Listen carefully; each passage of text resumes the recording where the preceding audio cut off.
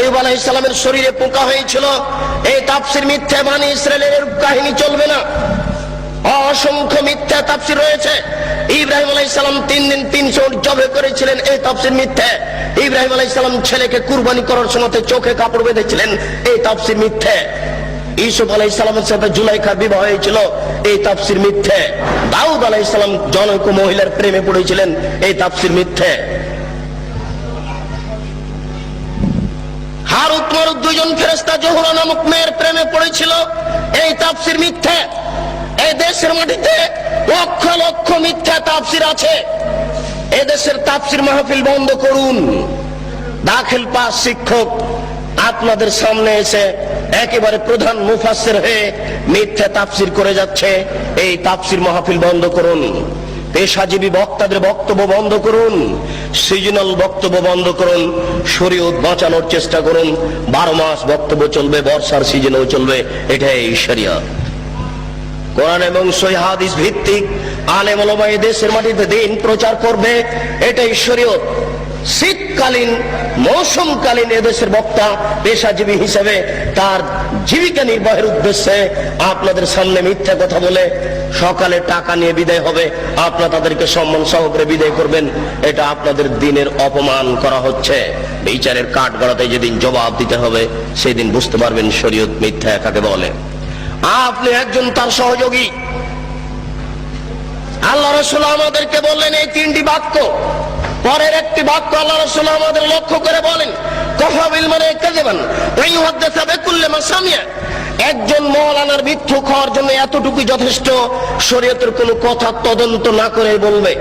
একজন মাওলানা সাহেবের মিথ্যুক হওয়ার জন্য এতটুকুই যথেষ্ট, একটা শরীয়তের কোনো কথা তদন্ত না করেই বলবে। একজন মাওলানা সাহেবের মিথ্যুক হওয়ার জন্য এতটুকুই যথেষ্ট, শরীয়তের কোনো কথা তদন্ত না করেই বলবে। জনৈক মাওলানা সাহেব বলছেন, আল্লাহর নবী কোনো বাচ্চার মাথায় হাত দিলে সেই বাচ্চার মাথা থেকে আতরের সেন্ট ছড়িয়ে পড়তো, মিথ্যা কথা। জি না, এরকম তো ঘটেনি কোনোদিন না। রাসূলের নামে এই কথা তো ছড়ানো যাবে না। যে কোনো কথা, যে কোনো কাহিনী আমরা জানি আস্তাগফিরুল্লাহাল্লাযী লা ইলাহা ইল্লা হুয়াল হাইয়ুল কাইয়্যুম, ওয়াতুবিলাই ক্ষমা চাওয়ার এই দোয়া। আস্তাগফিরুল্লাহি রাব্বি মিন কুল্লি যামবি ওয়াতুবিলাই, আস্তাগফিরুল্লাহি রাব্বি মিন কুল্লি যামবি ওয়াতুবিলাই। এই দোয়া তো খুঁজে পাওয়া যায় না, রাসূলের নামে আসলো কি করে?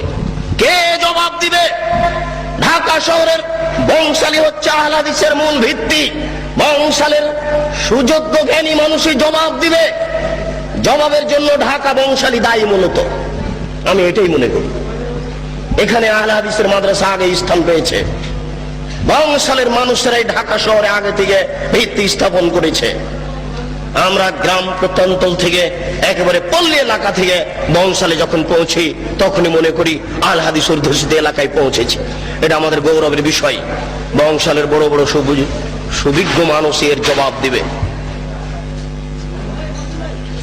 যেই দিন বুদ্ধি হয়েছে সেই দিন থেকে দেখেছি আস্তাগফিরুল্লাহ লানা ওয়া লাকুম সালাম দেওয়ার সময়তে এই দোয়া পড়ে আসি। আমার শিক্ষক চাচা মক্তবে মসজিদে আমাদেরকে পিটিয়ে এই দোয়া মুখস্থ করিয়ে নিয়েছেন। এই দোয়ার ভিত্তি কোথায়? কে জবাব দিবে? জবাব দিবে কে? জবাব দেওয়ার জন্য কে প্রস্তুত রয়েছে? আমি সংক্ষিপ্ত আকারে বলে যাচ্ছি, এদেশের এক শ্রেণীর আলেম ধর্ম বিকৃত করছে। আপনারা এটা বিশ্বাস রাখেন তাহলে আপনারা হক পাওয়ার চেষ্টা করবেন।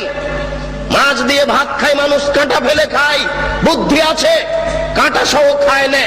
অতএব শরীয়ত যেটুকু জানতে চাইবে, যেটুকু জানতে হবে সেটুকু প্রমাণ সহকারে জানতে হবে।